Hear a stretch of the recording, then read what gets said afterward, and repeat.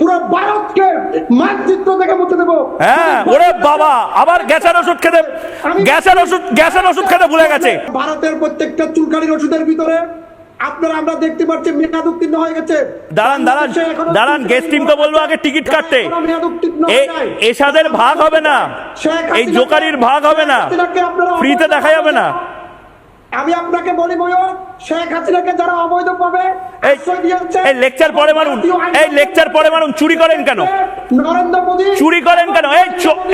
এই চুরি করেন কেন? এই ভুট্টা চুরি করেন কেন? খেতে পান না? ভুট্টা চুরি করতে আসেন কেন ভারতের? আপনারা গম চুরি করতে আসেন কেন ভারতের?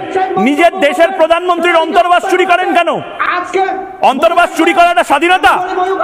আরে দাঁড়ান, কথা চুরি করে নেবো, দেশ চুরি করে নেবো। চুপ, গোটা দেশ চুরি করে নেবো। আমাকে বলুন এটা কোথাকার অসভ্যতা? এটা কোথাকার অসভ্যতা?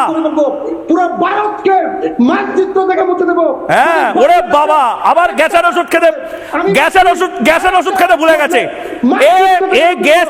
আমি তো আমার গ্যাস টিমের সৌমি, দেবরাজ, মনীষা প্রত্যেককে বলবো প্রতিদিন গ্যাসের ওষুধ প্রথমে দিতে। এই গ্যাসের ওষুধ খেয়ে আসে না, মাথায় উঠে যায় এর গ্যাস। আমরা বাংলাদেশি, আর আমাদের বাংলাদেশি তো কি হয়েছে? বাংলাদেশিরা তো বাংলাদেশি হবে, আবার কি হবে? টিম্বাকতুর লোক হবে।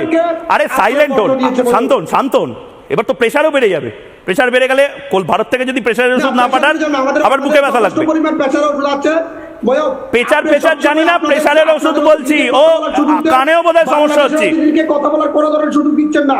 পুরো কলকাতা, পশ্চিমবঙ্গ, ত্রিপুরা, আসাম, যদি বাংলাদেশে আরেকটা লাখ করে এই যে স্থানগুলোকে, এই রাজ্যগুলোকে শ্মশান ক্ষেত বানিয়ে দেওয়া হবে, ফুটবল খেলার মাঠ বানাবো।